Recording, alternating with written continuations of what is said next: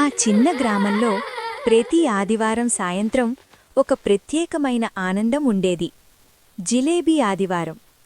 రాము అన్నయ్య దుకాణం నుంచి వచ్చే జిలేబీ వాసన మొత్తం వీధిని మాయలో పడేసేది. రాజు, మధు, చంటి, సీత, లత జిలేబీ కోసం ఎదురుచూసే 5 ప్రాణ స్నేహితులు. ఈసారి జిలేబీ కొనడానికి మనమే డబ్బు సంపాదిద్దాం. ఒకరు నీళ్లు పట్టి అమ్మకి సహాయం చేశారు. ఒకరు నాన్నతో కూరగాయలు కొనడానికి వెళ్ళి వచ్చారు. ఒకరు ఆరబెట్టిన బట్టలు తీయడం అమ్మకం సహాయం చేశారు. ఒకరు తన గదిని శుభ్రంగా సర్దుకున్నారు. ఒకరు ఇంటి వెనుక పెరడుని శుభ్రపరిచారు. ఇలాంటి చిన్న చిన్న పనులు చేసి డబ్బు కూడబెట్టారు.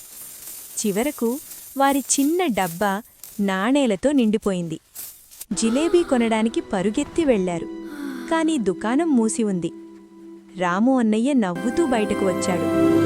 నీకోసం ప్రత్యేకంగా జిలేబీలు తయారు చేశాను. ఆ రోజు జిలేబీ రుచి వారి కష్టానికి వచ్చిన తీపి. ఆ రోజు వాళ్ళు ఒక విషయం తెలుసుకున్నారు. కష్టంతో సంపాదించిన తీపి ఎప్పటికీ మరిచిపోలేనిది. హలో ఫ్రెండ్స్, మా వీడియో నచ్చితే లైక్ చేయండి, సబ్స్క్రైబ్ చేసి బెల్ నొక్కండి. Thanks friends.